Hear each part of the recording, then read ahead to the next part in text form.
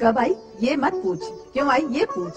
वैसे पूछना ठीक तो नहीं लगता है, फिर भी बताओ क्यों आई। मैं तुमसे कुछ मांगने आई हूँ। मुझसे? मेरे पास क्या है दीदी? है बहुत कुछ, इसलिए मैं बलिदान मांगने आई हूँ। तुम्हारे लिए मैं अपने प्राण तक बलिदान कर सकती हूँ दीदी। प्राणों के बलिदान करने पर शेष क्या रह जाएगा? मुझे तेरे शरीर का बलिदान चाहिए। देवता को बलि चढ़ानी है?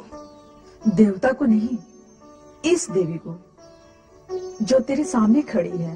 कब से घुमा फिराकर बात कर रही हो, स्पष्ट कहो ना, क्या बात है?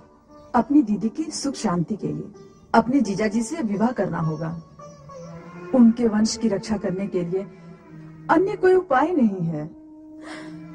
यदि तू मेरी बात नहीं मानेगी तो मैं बिना जल के मीन की भांति तड़प तड़प के मर जाऊंगी। नहीं दीदी, नहीं, मत रो दीदी, मत रो।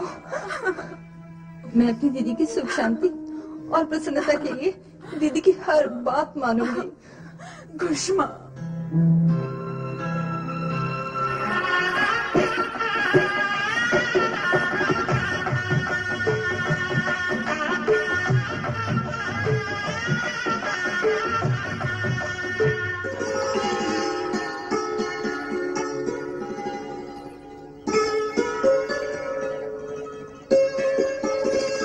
आशीर्वाद तो दीदी कि मैं तुम्हारी आशा और विश्वास पर खरी उतर सकूं। मेरे सारे आशीर्वाद तुम्हारे लिए हैं घुष्मा। भगवान शिव की कृपा से तुम सदा सुखी रहो।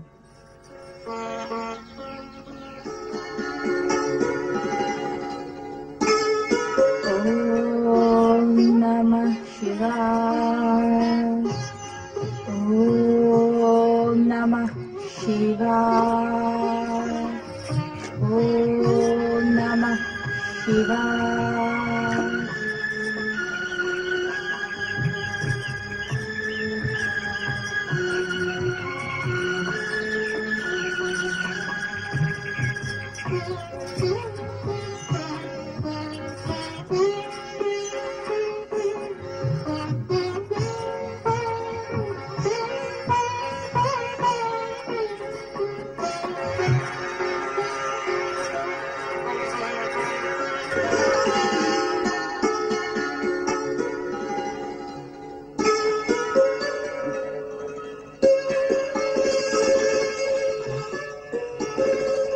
घुष्मा, घुष्मा, घुष्मा, घुष्मा,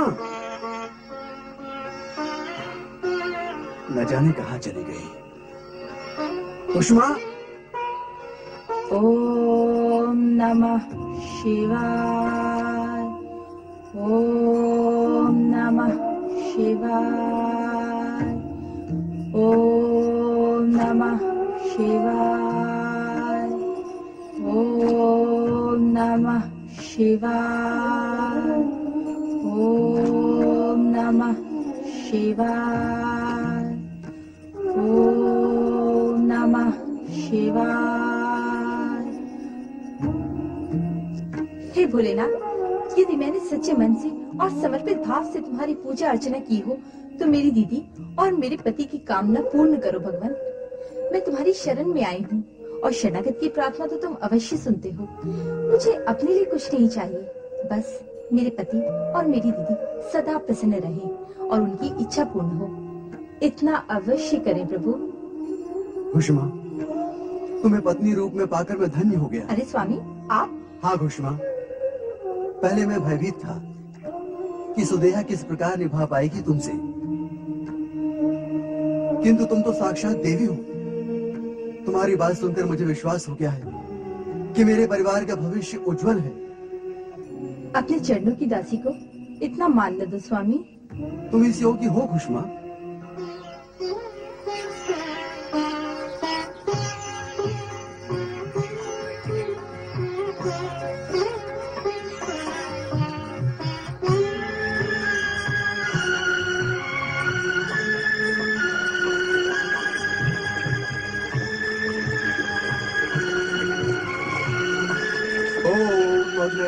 स्वाहा, ओम अग्ने स्वाहा, ओम अग्ने स्वाहा, पति परमेश्वराय नमः। ओम आदित्याय स्वाहा, ओम आदित्याय स्वाहा।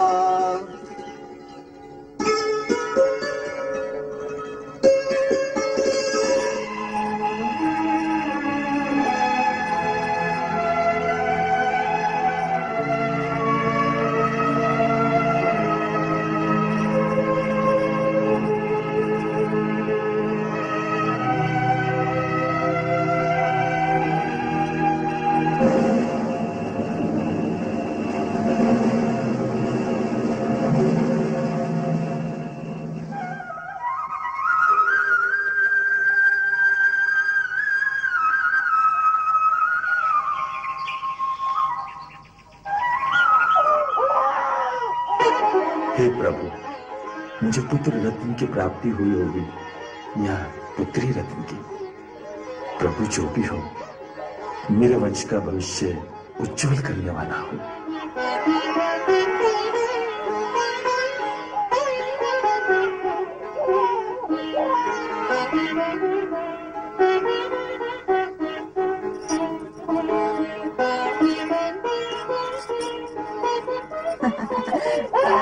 आजा मेरा बच्चा, रोते नहीं।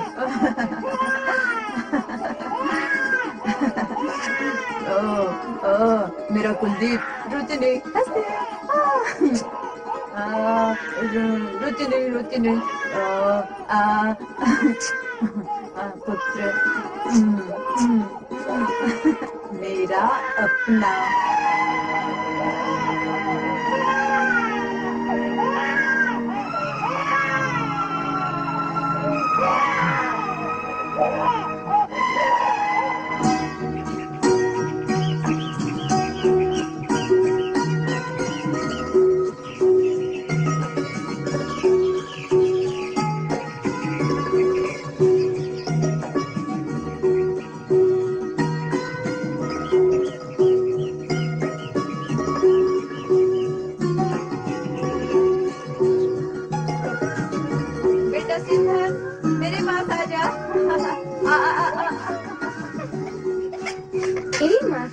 सबसे अच्छी माँ है।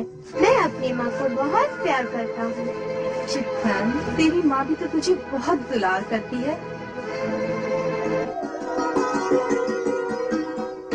ओम नमः शिवाय।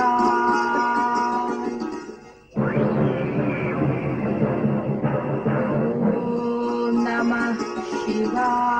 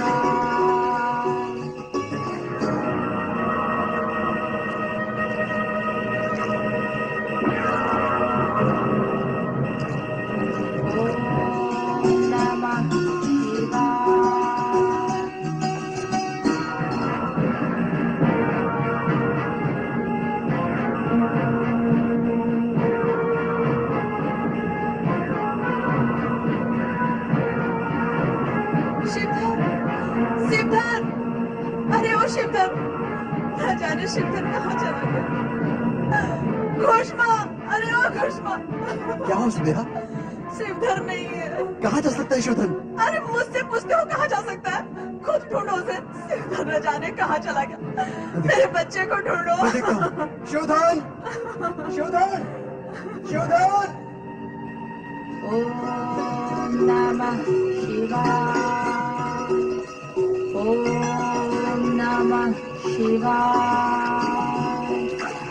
शिवधन! शिवधन! क्या हुआ? शिवधन! कहाँ है शिवधन? पता नहीं कहाँ चला गया। शैया पर नहीं, घर पर नहीं, आसपास कहीं भी नहीं। न जाने कहाँ चला गया। कहाँ गया होगा? चलो ढूंढते हैं। चलो। शिवधन!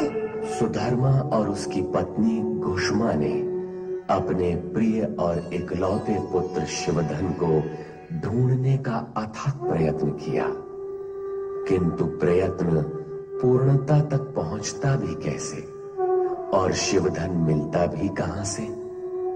वह तो सुदेहा की ईर्ष्या, संकीर्णता और कुंठा की भेंट चढ़ चुका था। सौतेली मां सुदेहा अबोध शिवधन की जल समाधि बना चुकी थी। सुधर्मा और घुष्मा उसे ढूंढते ढूंढते हताश हो गए थे। कहाँ हो शिवधन? केदार, केदार, कहाँ चला गया रे तू पुत्र? मेरा पुत्र शिवधन।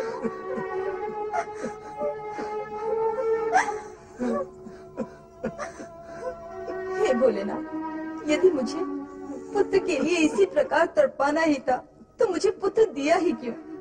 यदि दिया तो उसकी सुख से अब वंचित क्यों कर रहे हो? उसके वियोग की अग्नि पीड़ा में मुझे क्यों जला रहे हो? आप तो करुणा के सागर हैं, कृपा निधान हैं, भक्तों के रक्षक हैं। मेरी पुकार सुने, मेरा पुत्र शिवधन मुझे लौटा दे। मेरा पुत्र शिवधन मुझे लौटा दे भगवान, मेरा पुत्र मुझे लौटा दे। ओम नमः शिवाय, ओम नमः शिवाय, ओम नमः शिवाय, ओम नमः शिवाय, ओम नमः शिवाय, ओम नमः शिवाय, ओम नमः शिवाय, ओम नमः शिवाय, ओम नमः शिवाय, ओम नमः शिवाय, ओम नमः शिवाय, ओम नमः शिवाय, ओम नमः शिवाय। पिताजी, शिव चला गया था तू। मेरे पुत्र घुष्मा, भगवान, कहाँ था तू शिवधन? तुम्हारी निष्ठा और समर्पित भक्ति के कारण ही तुम्हारे पुत्र को एक नया जीवन मिला है।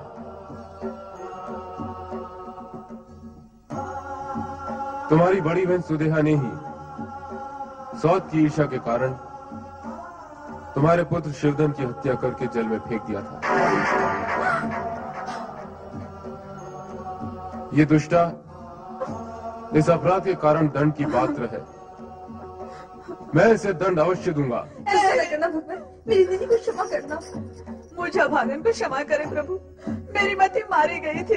तुमने पति और वंश के लिए त्याग किया है, इस आधार पर मैं तुम्हें क्षमा करूंगा। फिर भी तुम्हें घुष्मा और शिवधन दोनों से क्षमा मांगनी होगी, यही तुम्हें क्षमादान देंगे। घुष्मा, तुम्हारी तपस्या भक्ति से मैं अत्यंत प्रसन्न हुआ।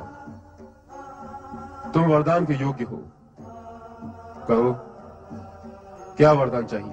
भगवान, यदि आप मुझ पर प्रसन्न हैं, तो मेरी प्रसन्नता और जन जन के कल्याण के लिए इसी स्थान पर ज्योतिर्लिंग के रूप में सदा सदा के लिए विराजित हो जाएं। तथास्तु।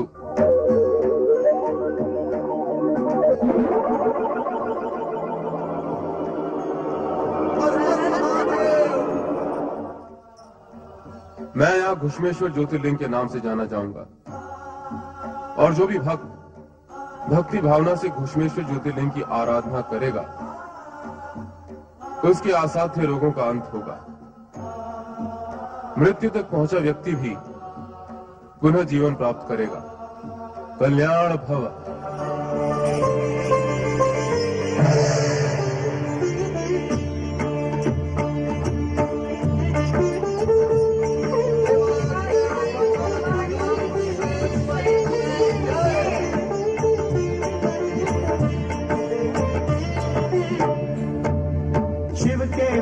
जनों ने पुकारा जब संकट पड़ने पर, शिव के भक्त जनों ने पुकारा जब संकट पड़ने पर, तब तब ज्योतिर्लिंग में पधारे अजय अमर शिव शंकर। अजय अमर शिव शंकर, अजय अमर शिव शंकर, अजय अमर शिव शंकर, अजय अमर शिव शंकर, अजय अमर शिव शंकर।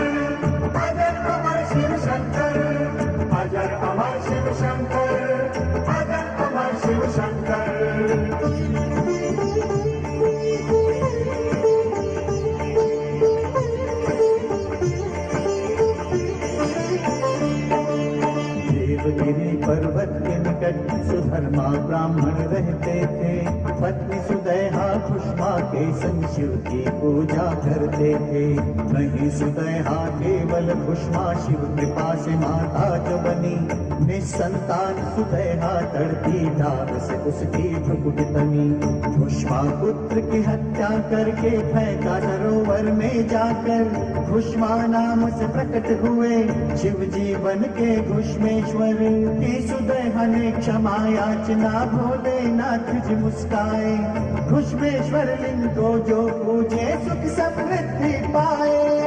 जय जय घुश्मेश्वर, जय जय घुश्मेश्वर, जय जय घुश्मेश्वर, जय जय घुश्मेश्वर, जय जय घुश्मेश्वर, जय जय घुश्मेश्वर, जय जय घुश्मेश्वर, जय जय घुश्मेश्वर।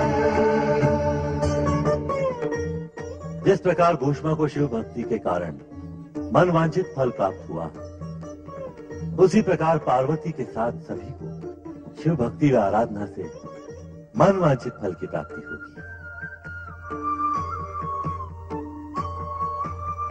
ओम नमः शिवाय। घुश्मेश्वर ज्योतिर्लिंग की कथा और महिमा सुनने के पश्चात देवराज इंद्र को ये पूर्ण विश्वास हो गया था कि समस्त ब्रह्मांड में भगवान शिव की शक्ति ही देव और मानव का कल्याण कर सकती है। इतने पर भी कामदेव के भस्म होने की घटना से वे इतने अधिक आशंकित थे कि देवादिदेव भोलेनाथ की शरण में जाने का साहस नहीं जुटा पा रहे थे। और दूसरी ओर तारकासुर का भय भी उन्हें भयभीत किए हुए था कि कहीं उसके राक्षस उन्हें और देवगण को बंदी न बना ले। यहाँ तो दूर दूर तक कोई दिखाई नहीं देता। चारों ओर ध्यान से देखो, कोई ना कोई होगा। ध्यान से देखा, ज्ञान से देखा, कोई नहीं है। हम किसी देवता को पकड़े बिना महाबली तारकासुर के दरबार में गए तो प्रताड़ित होंगे। इस बार प्रताड़ित नहीं, दंडित होंगे। और महाबली का दंड बहुत कठोर होता है। जब दूर दूर तक कोई देवता दिखाई ही नहीं देता तो हम पकड़े भी किसे? ये प्रश्न तुमने यहाँ किया तो किया, वहाँ महाबली के समक्ष ना करना, अन्यथा तुम्हारे प्राणों पर प्रश्न चिन्ह लग जाएगा। ये सब तुम मुझसे क्यों कह रहे हो? मैंने क्या किया? यदि देवताओं को न पकड़ पाने का मैं दोषी हूँ तो तुम पांचों भी उतना ही दोषी हो। हम यहाँ विवाद करते रहेंगे, इससे परिणाम कुछ नहीं होगा। अच्छा तो यह है कि हम यहाँ से जाकर उन देवताओं को ढूंढें और पकड़ने का प्रयत्न करें। देवराज, देवराज, अच्छा हुआ पहले हमारी दृष्टि तारकासुर के उन राक्षसों पर पड़ गई और हम वहाँ से भाग निकले। हाँ, यदि उन राक्षसों की दृष्टि हम पर पड़ जाती तो अनर्थ हो जाता। ये क्या किसी अनर्थ से कम है? हम स्वर्ग के स्वामी होते हुए भी भीरुओं की भांति यहाँ से वहाँ मारे फिर रहे हैं। हमने तो ब्रह्मदेव और महादेव के पास जाकर भी इस कष्ट का निदान खोजने का प्रयत्न किया है। हर बार हमें समय की प्रतीक्षा करने का आदेश दिया जाता है। चलो!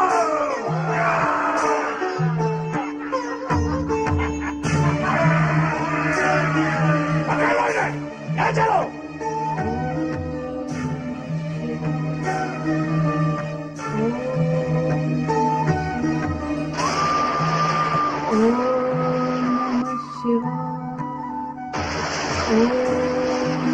देवराज, पार्वती की कठोर साधना से प्रतीत होता है उसे सफलता अवश्य मिलेगी। अग्निदेव, देवी पार्वती की आराधना अवश्य सफल होगी, किंतु ये निश्चित नहीं है कि ये सफलता कब तक प्राप्त होगी। ये अभी भी एक यक्ष प्रश्न ही बना हुआ है। कब का उत्तर तो स्पष्ट नहीं, पर ऐसा आभास होता है कि निकट भविष्य में ऐसा ही होगा। संभावनाओं पर टिके हुए बहुत समय व्यतीत हो गया है वायुदेव, बहुत समय व्यतीत हो गया है। जब तक निश्चित परिणाम सामने नहीं आ जाता, शांति कहाँ? तारकासुर के आतंक से जब तक मुक्ति नहीं मिलती है, तब तक सारी आशाएं व्यर्थ हैं। नारायण नारायण। देवराज, आपने निराशा को पकड़ रखा है अथवा निराशा ने आपको पकड़ रखा है। इन दिनों आपकी समस्या और निराशा बढ़ गई है। परिस्थितियां ही कुछ ऐसी हैं देवर्षि, अन्यथा ये निराशा सुख तो नहीं देती। जब परमपिता ब्रह्मदेव ने आपसे ये कह दिया है कि पार्वती की आराधना सफल होगी, फिर आप क्यों व्यर्थ में चिंता करते हैं? कब देवर्षि, कब? शिव शंकर की समाधि तो टूटती ही नहीं। देवी पार्वती कब से तपस्या कर रही हैं? नारायण नारायण। देवराज, ये भक्ति की परीक्षा घड़ी है। इस समय शिवजी परीक्षक और पार्वती परीक्षार्थी है। निस्संदेह परीक्षक कठोर परीक्षा ले रहा है, किंतु परीक्षार्थी को सफल होने पर भरपूर और श्रेष्ठ फल भी प्राप्त होंगे। तो अब हम क्या करें? क्या करें? प्रार्थना करने के अतिरिक्त आप कर भी क्या सकते हैं? नारायण नारायण। कैसी प्रार्थना देवर्षि? किसके लिए करें और किससे करें? ये भी मुझी को स्पष्ट करना होगा। देवराज, आपकी निराशा तो बहुत गहरे तक जा पहुंची है। आप स्वयं ही विचार करें। जब परीक्षार्थी परीक्षा देता है तो क्या उसके स्वजन परिजन उसके लिए परमपिता से प्रार्थना नहीं करते?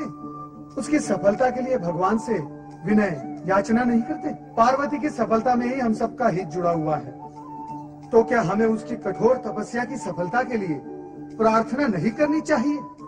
देवराज, जाइए शिव जी से प्रार्थना कीजिए। नहीं देवर्षि, नहीं, मैं शिव के समीप नहीं जाना चाहता। कामदेव दहन के समय शिव का जो उग्र रूप मैंने देखा, उसके भय से उनके सम्मुख जाने का साहस में नहीं जुटा पा रहा हूं देवर्षि। नारायण नारायण।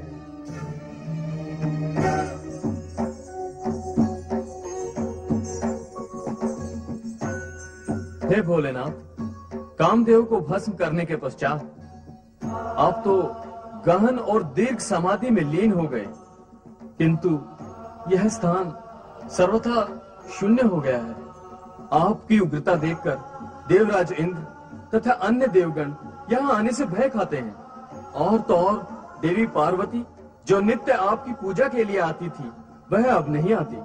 अब आपकी पूजा का पूरा दायित्व मुझी पर है। आपको एकांत प्रिय था ना, वो तो हो ही गया, किंतु अब भी देवी पार्वती कठोर तपस्या कर रही है, अति कठोर। उनकी तपस्या स्वीकार करें, उनकी मनोकामना को पूर्ण करें स्वामी।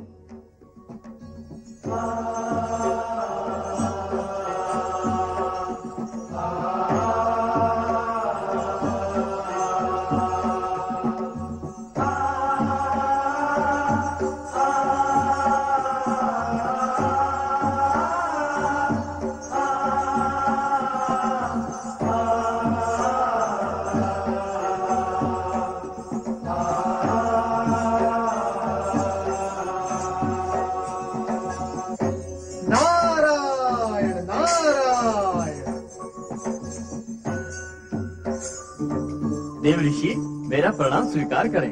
कल्याण भव। कहो नंदी, सब कुशल मंगल है ना? अब क्या कहें? वही कहो जो हो रहा हो। यदि ये कहूँ कि सब कुशल है तो असत्य होगा, यदि ये कहूँ कि सब कुशल मंगल नहीं है तो भी अर्ध सत्य होगा। तो फिर नंदी सत्य क्या है? भगवान भोलेनाथ को एकांत प्राप्त हुआ तो लगता है कि सब कुशल मंगल है, किंतु भोलेनाथ की समाधि दीर्घ हो गई, देवी पार्वती की तपस्या कठोर हो गई और देवराज की पीड़ा लंबी हो गई, तो ये कहना ही पड़ता है कि कुछ भी कुशल मंगल नहीं है। नंदी, तुम तो ज्ञानियों ध्यानियों जैसी भाषा बोलने लगे हो। नारायण नारायण। आप जैसे श्रेष्ठ ऋषि मुनि की अमृत वाणी सुनता हूँ ना, कुछ तो प्रभाव पड़ेगा देव ऋषि। उत्तम, अति उत्तम। नंदी, तुम ज्ञानी के साथ साथ वाक्पटु भी बन गए हो। अच्छा, अब ये बताओ, भगवान भोलेनाथ की समाधि कब टूटेगी? इस प्रश्न का उत्तर तो स्वयं भोलेनाथ भी नहीं दे सकते, तो मैं कैसे बता सकता हूँ? आप स्वयं जाकर पूछ लीजिए। अच्छा, तो तुम मुझे बलि वेदी पर चढ़ाना चाहते हो? नहीं देव ऋषि, नहीं। आप ऐसा क्यों सोचते हैं? सोचना पड़ता है नंदी, सोचना पड़ता है। जब से भगवान भोलेनाथ ने कामदेव को भस्म किया है, सब कुछ सोचना पड़ता है। ये सब कैसे ज्ञात होगा और कौन ज्ञात करेगा? भगवान भोलेनाथ की समाधि कब भंग होगी? देवी पार्वती की तपस्या कब सफल होगी? इन प्रश्नों का समुचित उत्तर तो भगवान श्रीहरि विष्णु दे सकते हैं अथवा परमपिता ब्रह्मा जी। नारायण नारायण।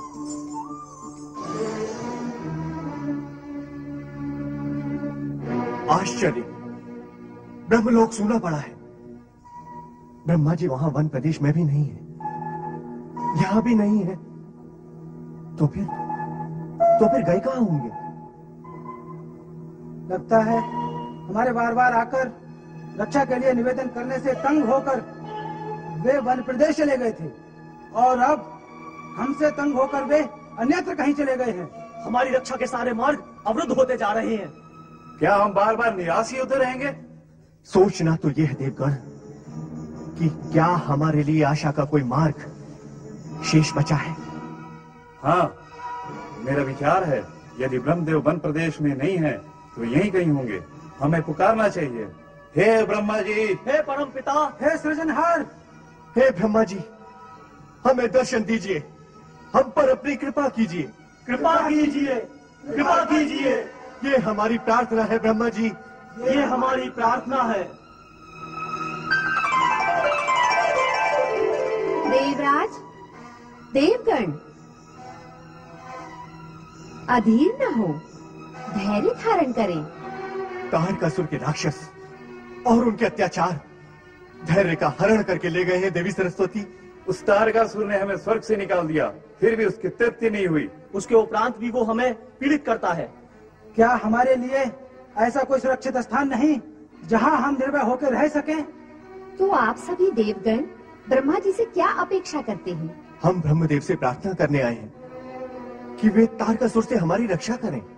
कारण कि वो ब्रह्मदेव के वरदान का दुरुपयोग कर रहा है। हम यह भी जानना चाहते हैं कि इतना घोर और भीषण अत्याचार हम पर करने के पश्चात भी उसके पुण्य अब तक क्षीण नहीं हुए। अब तो हम ब्रह्मदेव से स्पष्ट निवेदन करना चाहते हैं कि वे तारकासुर को उसके अत्याचारों का दंड देकर उसे स्वर्ग से निष्कासित करें। मैं आप देवगण का संदेश ब्रह्मदेव तक अवश्य पहुंचा दूंगी। आप कृपा करके हमें उन तक पहुंचा दें।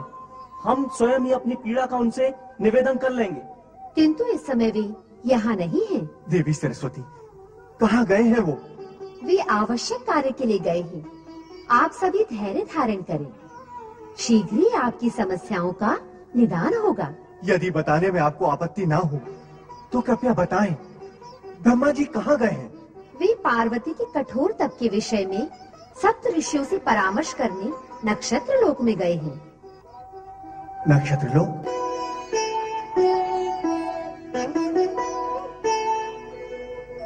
ओम नमः शिवाय, ओम नमः शिवाय, ओम नमः शिवाय।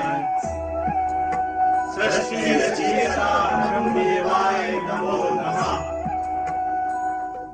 ब्रह्मदेव, आप यहाँ नक्षत्र लोक में आपने व्यर्थ ही कष्ट किया।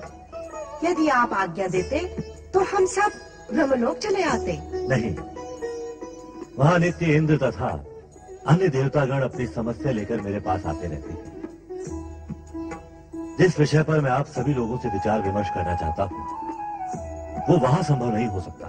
देवराज की ऐसी क्या समस्या है जिसके लिए आपको कष्ट करना पड़ा?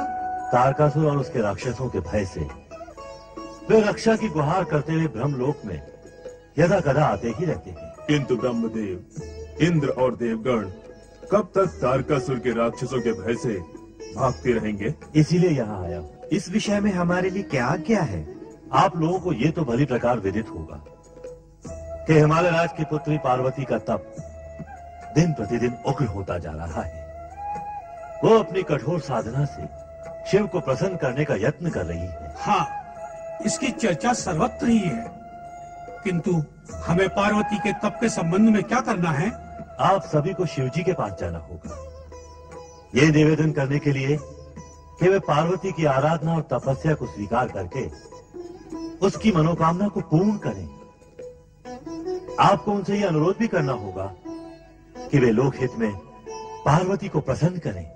किंतु ब्रह्मदेव, कामदेव को भस्म करने के पश्चात भगवान शिव का वैराग्य और अधिक बढ़ गया है। ऐसी स्थिति में क्या वे पार्वती की मनोकामना पूर्ण कर सकेंगे? अवश्य कर सकेंगे। मैं भविष्य के गर्भ में झांक कर शिव और पार्वती का विवाह संपन्न होते हुए देख रहा हूं। इसलिए निश्चित जानो कि पार्वती का विवाह शिव से ही होगा। वर्तमान में शिव और शक्ति लौकिक तथा मानवीय लीलाएं इस जगत के समक्ष एक विशेष आदर्श प्रस्तुत करने के लिए रच रही हैं। हमें इन मानवीय लीलाओं को औचित्य व तर्क संगत रूप से प्रमाणित करने के लिए अपना योगदान करना होगा। योगदान के लिए तो भोले शंकर के पास जाना ही होगा। अवश्य जाना होगा। कामदेव भी तो इसी उद्देश्य को लेकर गए थे, किंतु शिव के कोप का भाजन बनना पड़ा था। अंतर है। कामदेव के कार्य व उद्देश्य व आपके उद्देश्य सर्वथा भिन्न है। कामदेव शिव के मन में काम और अनुराग को उत्तेजित करने गया था, जबकि आप उनके पास अनुरोध व निवेदन लेकर जाएंगे। दुर्भावना पूर्ण होते हुए भी कामदेव की चेष्टा अनाधिकृत थी। मेरे परामर्श के अनुसार आप सद्भावनापूर्ण चेष्टा करेंगे। दोनों में यही अंतर है। ब्रह्मदेव, आपके परामर्श को आदेश व आज्ञा मानकर हम शिवलोक अवश्य जाएंगे, किंतु शिवजी ने यदि हमारी प्रार्थना स्वीकार कर दी तो यह आपके सम्मान में अनुचित होगा। ये समय मेरे मान सम्मान पर विचार करने का नहीं, देवताओं की रक्षा करने का है। तारकासुर का जब तक संहार नहीं हो जाता, इंद्र तथा अन्य देवतागण असुरक्षित हैं। तारकासुर का वध शिवपुत्र ही कर सकेगा। अतः शिवपुत्र की उपस्थिति के लिए शिव विवाह भी आवश्यक है। शिव विवाह के लिए शंकर जी की स्वीकृति आवश्यक है। उस स्वीकृति के लिए ही मैं आप सबको शिव जी के पास भेजना चाहता हूँ। ब्रह्मदेव, हम अवश्य जाएंगे। हम भोलेनाथ से प्रार्थना करेंगे। आशा है वे मान जाएंगे। उनके मान जाने में ही देवताओं का कल्याण है। अच्छा, अब मैं विदा लूंगा। प्रणाम ब्रह्मदेव।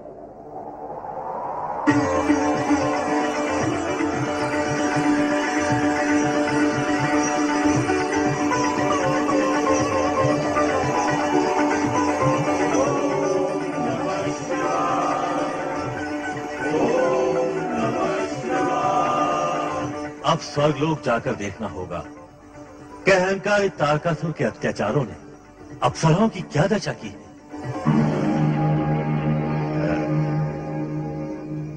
तुम मुझे देखो, इसके लिए मैंने तुम्हें नहीं बुलाया है। मैं तुम्हारा नृत्य देखूं, इसके लिए बुलाया है। चलो नृत्य करो। नहीं, हम तुम्हारे लिए नृत्य नहीं करेंगे। राक्षसों के सम्मुख नृत्य करना हमारी परंपरा नहीं है। हम केवल देवराज इंद्र के सामने नृत्य करने के लिए प्रतिबद्ध हैं। क्या कहा? नृत्य नहीं करोगी? नहीं। ऐसा दुस्साहस तो तुम्हारा स्वामी इंद्र भी नहीं कर सकता। तुमने कैसे किया? ये दुस्साहस नहीं, साहस है। दुस्साहस तो तुमने किया है, देवराज इंद्र के सिंहासन का हरण करके।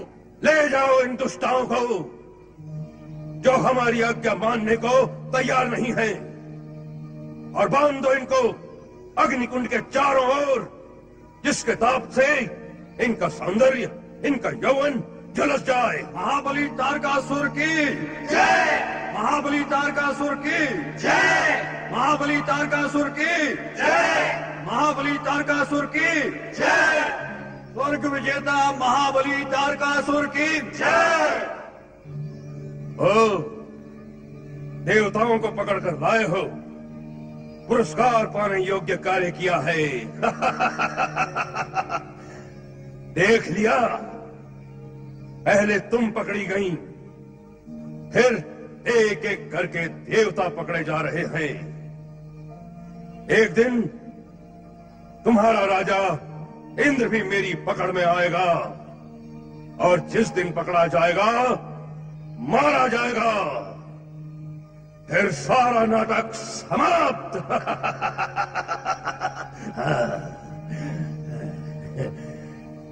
कहां से पकड़ा इन्हें? आकाश मार्ग से भागते छुपते हमें तंग कर रहे थे। हमने भी दूर तक इनका पीछा किया तो सुना आपके विरुद्ध षड्यंत्र रच रहे थे। हमने इन्हें घेरा, कुछ पकड़े गए, कुछ भाग गए। भाग गए? यदि भविष्य में हमने सुना कि भाग गए तो समझ लो तुम्हारे भाग्य गए, फूट गए। हाँ, तो ये दुष्ट देवतागण मेरे विरुद्ध षड्यंत्र कर रहे थे। समाप्त कर देता हूं इन्हें, ताकि इनके साथ इनके षड्यंत्र भी समाप्त हो जाएं। तारकासुर, ब्रह्मा जी, मेरे वरदाता।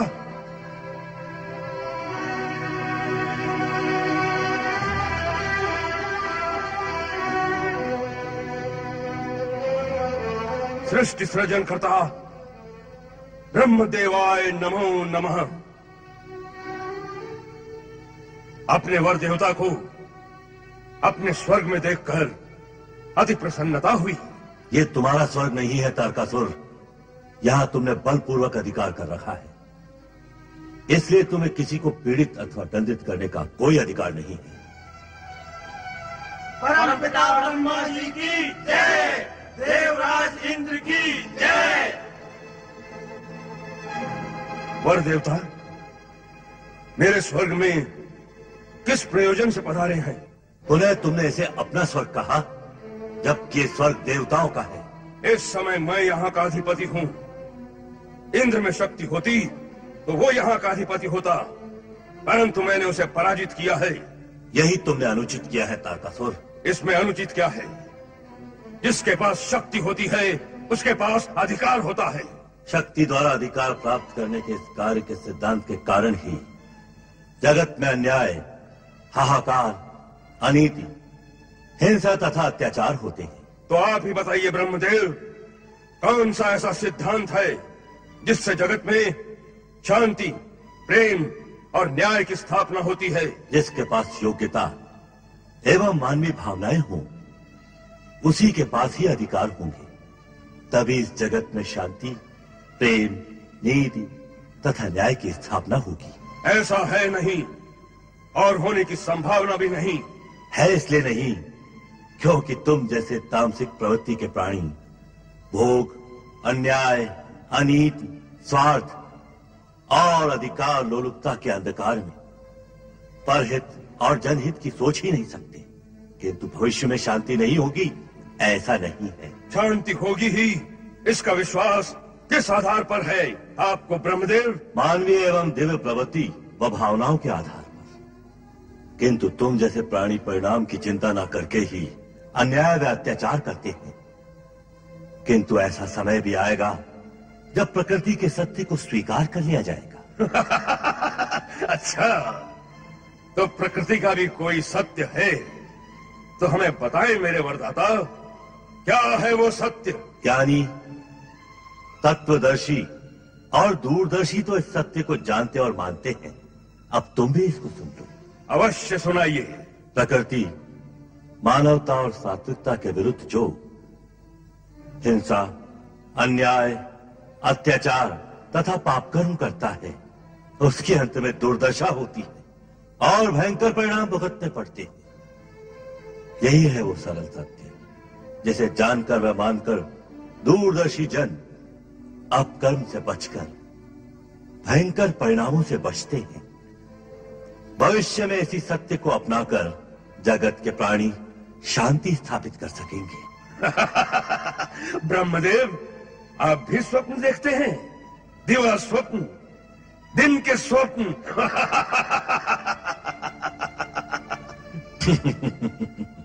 तुम्हारी दुर्बुद्धि के उपरांत भी मैं तुम्हें परामर्श दूंगा कि तुम इस स्वर्ग को त्याग कर पृथ्वी लोक चले जाओ। पृथ्वी के प्राणी पृथ्वी लोक से स्वर्ग लोक में आने के लिए लालायित रहते हैं और आप मुझे उल्टा ज्ञान दे रहे हैं। पृथ्वी के प्राणी उस स्वर्ग लोक में आने को लालायित रहते हैं जहां के अधिपति देवराज इंद्र हैं, किंतु जहां तुम विराजमान हो, उस नरक पे आना कौन चाहेगा तारकासुर? बस ब्रह्मदेव, बस बहुत हुआ, इससे अधिक नहीं। आप मेरे वरदाता हैं, इसलिए मैंने आपके मधुर प्रवचन सुन लिए, अन्यथा बस इतना ही कि मैं स्वर्गलोक कदापि नहीं त्यागूंगा। इसका परिणाम तुम्हारे हित में नहीं होगा। परिणाम की चिंता करता तो स्वर्गलोक कैसे पहुंचता? जिस वरदान और अधिकार से तुम्हारी निश्चिंता और अहंकार ने जन्म लिया है, उस वरदान की समाप्ति समीप है तारकासुर। तुम्हें स्वर्ग से निष्कासित होना पड़ेगा। ये सब अप्सराएं और देवगण इस स्वर्गलोक में पुनः स्थापित होंगे। नहीं! भाग गए, सभी भाग गए। दानवराज तारकासुर को चुनौती, महाबली तारकासुर को चुनौती, स्वर्ग विजेता तारकासुर को चुनौती नहीं। अरे ओ दुष्ट, तेरी चुनौती का उत्तर देगा शिवपुत्र।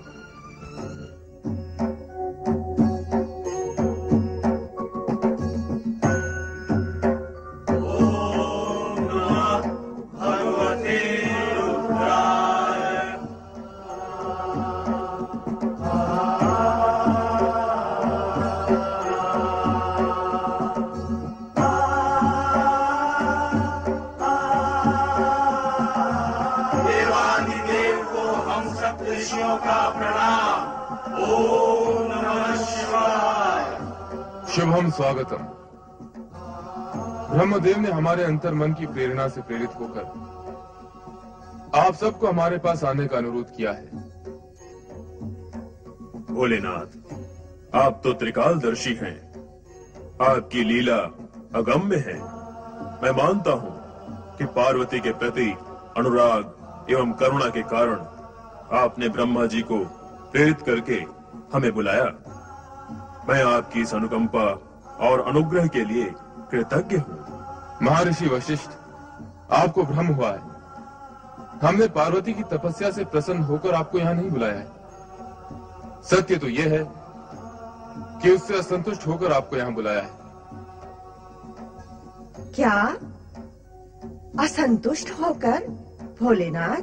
हाँ, सत्य तो यह है कि हमने एकांत समाधि निमित्त इस स्थान का चयन किया था, किंतु पार्वती यहाँ आकर हमारी समाधि में बाधक सिद्ध होने लगी।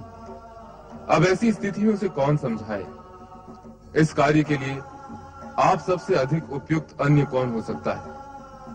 यही विचार कर हमने ब्रह्मदेव को प्रेरित किया।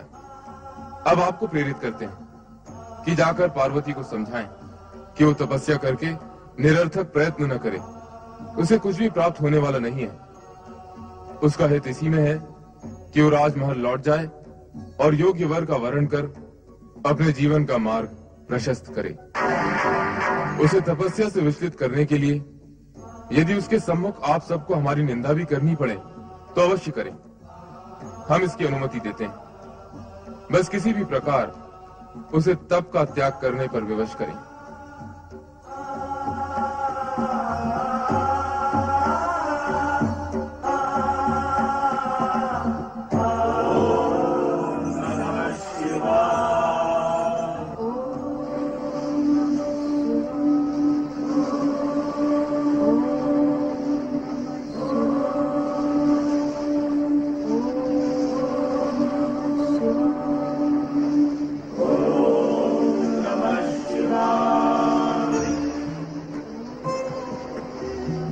पर्वतराज की पुत्री पार्वती, जागो।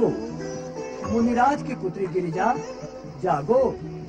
हिमालय राज की लाडली उमा, जागो। जागो पार्वती, जागो।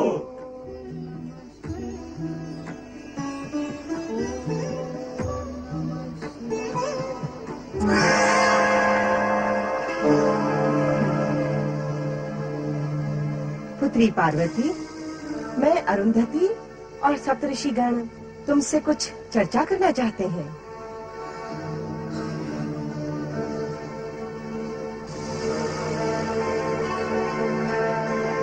मेरी तपस्या में बाधा डालने का कारण? क्या आप नहीं जानते कि तप में बाधा डालने से अब तक किया गया तप निरर्थक हो जाता है?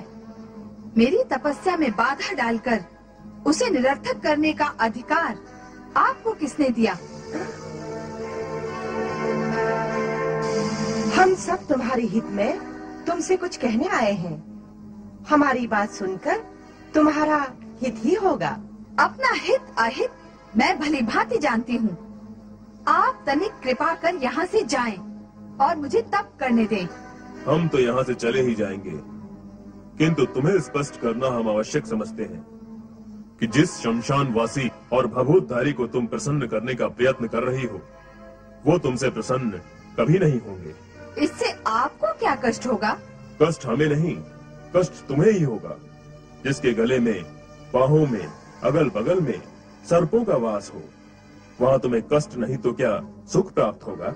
जिसे गले, बाहों और अगल बगल में सर्प होते हुए भी कोई कष्ट नहीं है, उसके साथ जीवन व्यतीत करने में मुझे कष्ट क्यों होगा?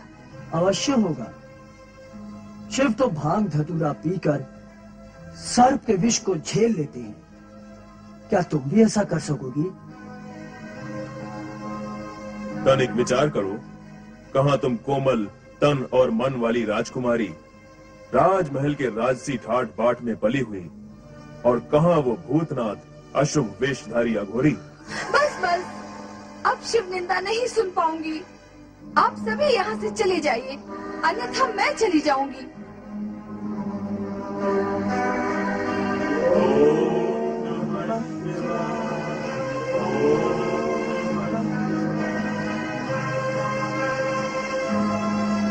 अब मैं कठोर से कठोर और उग्र से उग्र तप करूंगी। ओम नमः शिवाय।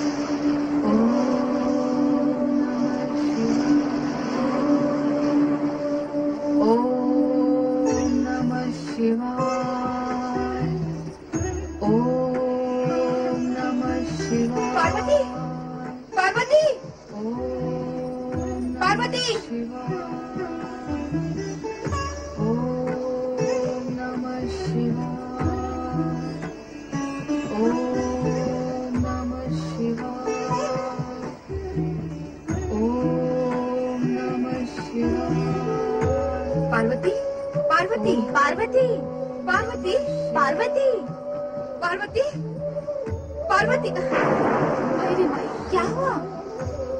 ऐसा लगता है जैसे ये अग्नि पर बैठी है। देख नहीं रही? पार्वती के उग्र और कठोर तप के कारण संपूर्ण वातावरण अग्निमय हो गया है। भीषण उष्णता व्याप्त है यहाँ। हाँ, देख रही हूँ। मेरा विचार है हमें इसे सावधान करना चाहिए। करना ही होगा। कहीं उष्णता के कारण स्वयं झुलस गई तो हम महाराज और महारानी को क्या उत्तर देंगे? तो मैं जगाऊं इसे? हाँ। पार्वती, पार्वती, पार्वती। क्या हुआ? ये तो अंगारे की भांति तप रही है। अब इसका चेहरा और तन बदन देख, झुलस कर कैसे पीत वर्ण के हो गए हैं।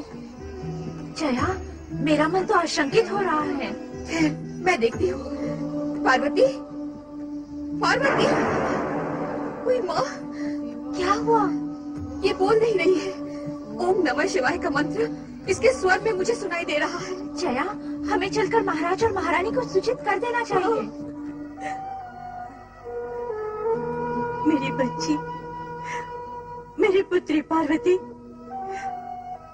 उसे कुछ हो गया ना तो मैं भी अपने प्राण त्याग दूंगी। नहीं रानी, नहीं, उसे कुछ नहीं होगा। इतना कठोर तप करने वाली कन्या को यदि कुछ हुआ तो स्वयं विधाता को लज्जित होना पड़ेगा। धैर्य रखो प्रिय, हमारी पुत्री पार्वती का निश्चय दृढ़ है और दृढ़ निश्चय वालों की सफलता निश्चय ही होती है। मुझे ढाढ़स बंधा रहे हैं पर मेरा मन नहीं मानता। मैं माँ हूं ना, आप माँ के मन की क्या जाने। मेरी बच्ची मुरझाने लगी है। मैं अपनी फूल सी बच्ची को मुरझाते हुए नहीं देख सकती। मैं तुरंत वहां जाती हूँ और उसे वापस ले आती हूँ। नहीं रानी, तुम्हें शपथ है एक पग भी आगे नहीं बढ़ाना।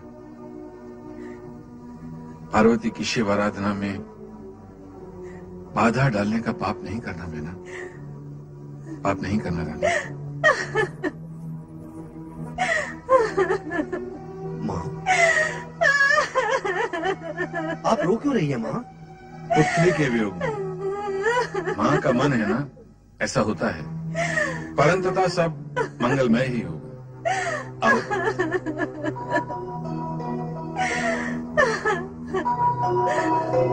पार्वती,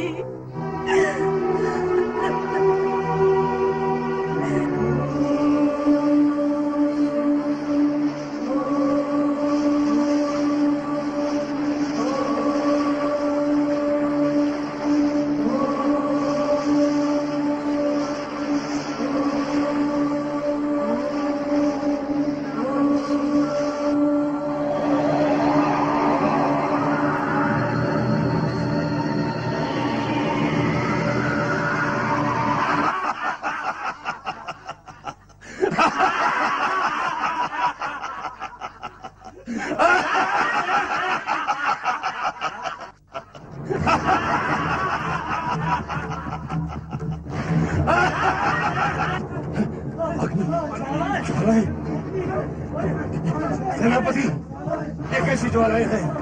कहाँ से आ रही हैं? पीछे से पिछली लोग की ओर से आ रही है। महाबली, महाबली, कोई मायावी देवता अपनी माया का जाल फैला रहा है। तोड़ दो उस जाल को। कैसे तोड़े महाबली? जाल दिखाई नहीं दे रहा। अरे अरे, जाल को कहो कि दिखाई दे। क्या हुआ महाबली को? लगता है महाबली का बल समाप्त हो गया है। नहीं, मेरा बल समाप्त नहीं हो सकता। कोई है? कोई नहीं है। कौन था और कौन नहीं है? वरदान का फल था, अब वो समाप्त हुआ।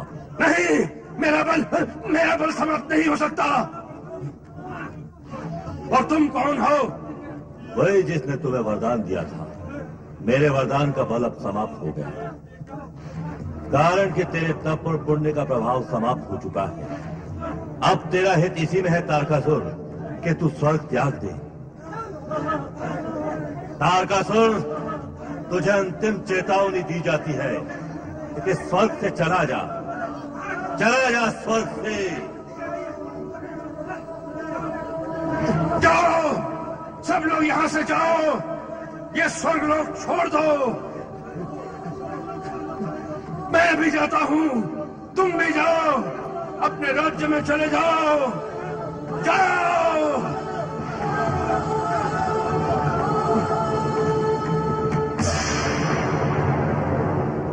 पार्वती के कठोर तप से उत्पन्न तेज के प्रभाव से असुराधिपति तारकासुर को अपने राक्षसों सहित स्वर्ग से पलायन करने पर बाध्य होना पड़ा।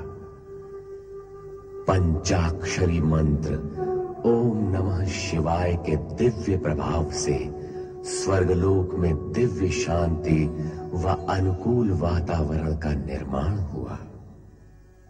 पर देवराज और देवगण इस सुखद घटना से अभी तक अनभिज्ञ थे।